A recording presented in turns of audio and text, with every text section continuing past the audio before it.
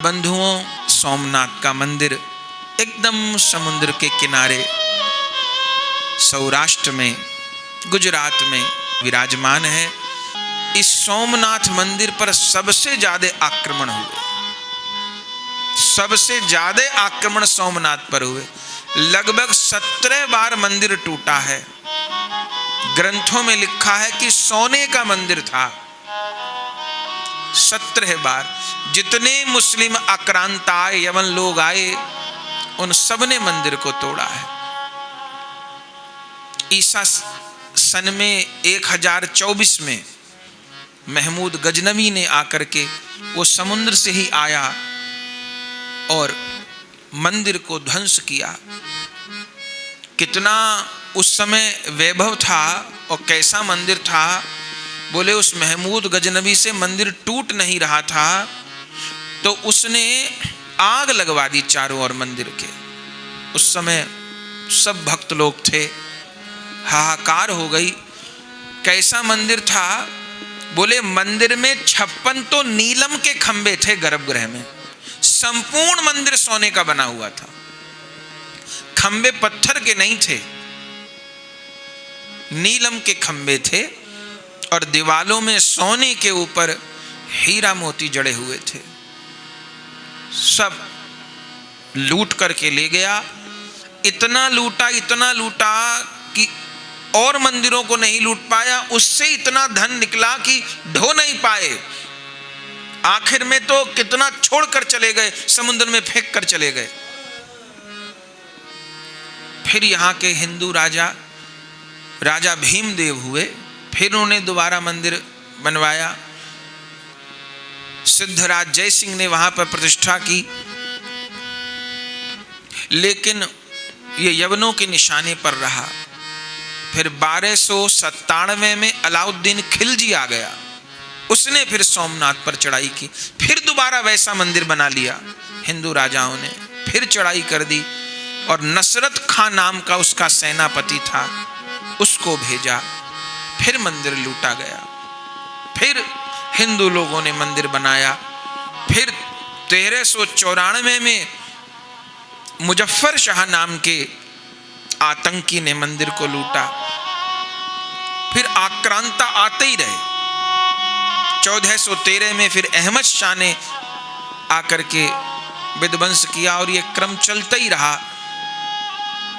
लेकिन हम सब प्रणाम करें महाराज सरदार वल्लभ भाई पटेल को। वो तो राजनीति के कारण उनको प्रधानमंत्री नहीं बनाया गया।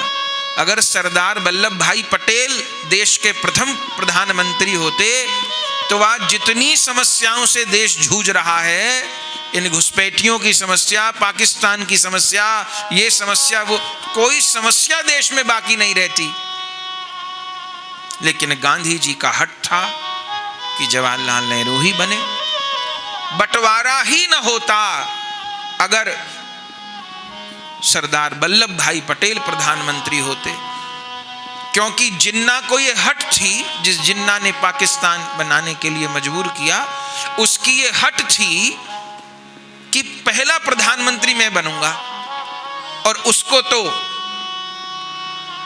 गलत रोग थे, वो सब तो महान व्यभिचारी थे। उसको एड्स का रोग था जिन्ना को। तब एकांत में कहा भी जवाहरलाल नेहरू जी को कि ये जिन्ना का पता नहीं, 4 महीने की जिंदगी है, 5 महीने की जिंदगी है, कोई बात नहीं, विभाजन बच जाएगा, इसको प्रधानमंत्री बनने दो। 4-6 महीने तो मर ही जाएगा ये, और फिर बंटवारा बच जाएगा। लेकिन नहीं माने और आखिरकार बंटवारा जैसा आघात भारत मां के सीने पे खंजर चलाया गया नकली लोगों के द्वारा। और सरदार वल्लभ भाई पटेल को पूरा भारतवर्ष चाहता था वो प्रधानमंत्री बने। जो कश्मीर की समस्या है, ये भारत के हर प्रांत में थी। जब अंग्रेज लोग भारत छोड़ के गए तो पूरा भारत तहसीलों में, जनपदों में, रियासतों में बटा हुआ था। और वो लोग क्या विष के बीज बो के गए। ये विष के बीज बोके गए, जिसको अपनी रियासत को अलग देश मानना हो अलग देश मान लो, पाकिस्तान में मिलना हो पाकिस्तान में मिल जाओ, हिंदुस्तान में मिलना हो हिंदुस्तान में मिल जाओ। ऐसा कोई कहेगा क्या कि हर जिले को ये कह दिया जाए हर जिला अपना देश बना लो अपना, तो क्या होगा फिर? तो ये हुक्म करके चले गए अंग्रेज लोग, और फिर तो उपद्रव होने लगे। कितने कितनी रियासतों के तो नवाब बैठे थे। तब उस समय सरदार वल्लभ भाई पटेल ने, इसलिए उनको लौह पुरुष कहा जाता है, डंडे के जोर से सबको सीधा कर दिया, सब रियासतों को नवाबों को भगा करके और अखंड भारत कर दिया। एकमात्र वो कश्मीर वाला जो काम था, जवाहरलाल नेहरू जी ने कहा कि कश्मीर वाला मुद्दा मैं देखूंगा, तो उन्होंने ऐसा देखा कि आज तक वो नासूर बना हुआ है, कैंसर बना हुआ है सारे भारत के लिए। उन्होंने कहा ये वाला मामला मैं देखूंगा, तो ऐसे देखा कि ऐसा ये आज तक छुटकारा नहीं हुआ। कितने कितने लोग शहीद हो गए कश्मीर में, कितने कितने उपद्रवी सैनिकों को मारे, क्या क्या हुआ सब आप जानते हैं। अरबों खरबों रुपया महीना सरकार का खर्च है। जिस कश्मीर से 1 रुपया की आमदनी नहीं होती सरकार को, क्योंकि टूरिज्म तो वहां रोज विस्फोट होते हैं, तो अब टूरिज्म तो खत्म हो गया जिससे आमदनी होती। फोकट का खर्च कश्मीर के लिए अरबों खरबों रुपया, शायद और ज्यादा महीनों का खर्च होगा। इतनी सेना वहां पड़ी रहती है केवल सुरक्षा के लिए, और लाभ 1 रुपया का नहीं। ये किसकी भूल थी? अगर सरदार वल्लभ भाई पटेल प्रधानमंत्री होते तो वो किसी कैंसर को न छोड़ते, सबका समाधान कर देते। पर हम यहाँ याद क्यों कर रहे हैं उनको? सोमनाथ की बात याद आए तो फिर सरदार वल्लभ भाई पटेल को याद किए बिना नहीं रहा जा सकता। जैसे देश आजाद हुआ, जवाहरलाल नेहरू जी ने बहुत मना किया, लेकिन साफ कह दिया, गृह मंत्री थे सरदार वल्लभ भाई पटेल, साफ कह दिया कि सबसे पहले सोमनाथ का मंदिर बनेगा, जो 17 बार टूटा है। और कैसे बनेगा? बोले सोने से ही बनेगा। जवाहरलाल नेहरू जी और गांधी जी सब ने कहा कि खाने को रोटी नहीं, सोना कहां से आएगा? इस समय तो बंटवारा हुआ है।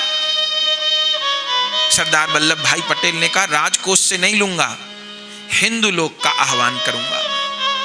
बंधुओं, उस समय में किसी पर जोर जबरदस्ती नहीं की, उन्होंने आह्वान किया कि जिस रूप में सोमनाथ मंदिर था मैं चाहता हूं उसी रूप में बने।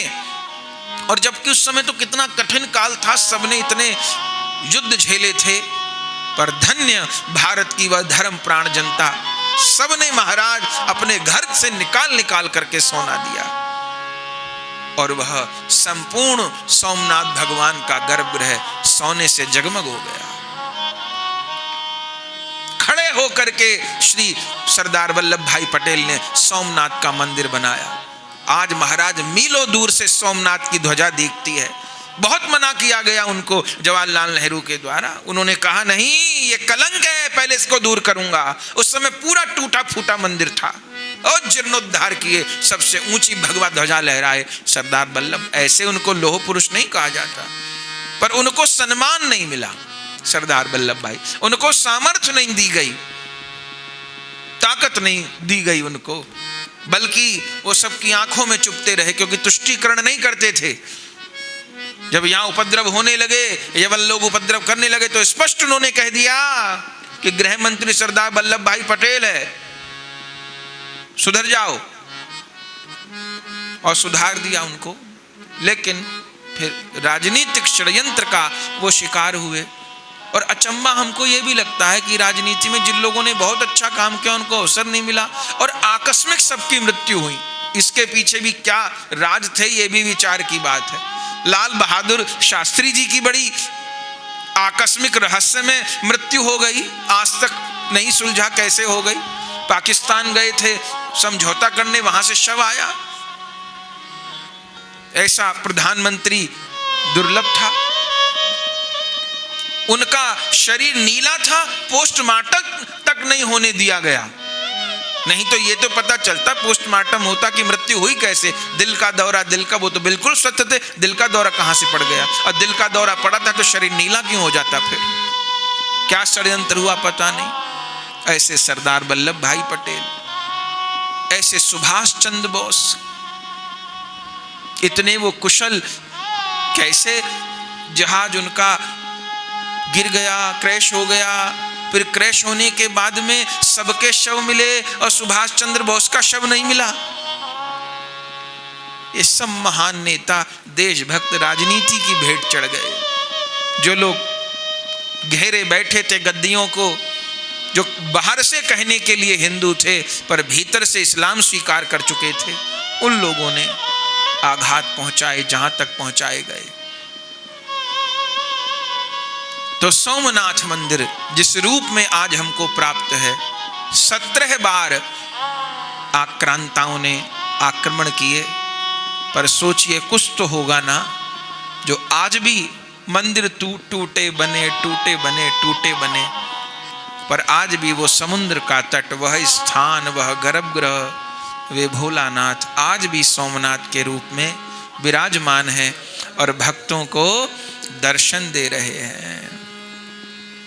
तो प्रथम जो ज्योतिर्लिंग है वो सोमनाथ है। ये भगवत प्रेमियों, अगर यह वीडियो आपको पसंद आई तो इसको लाइक कीजिए और अधिक से अधिक शेयर कीजिए।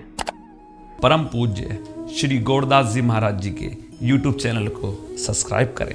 पूज्य महाराज श्री की कथाओं को सर्वप्रथम देखने के लिए बेल आइकन दबाना ना भूलें।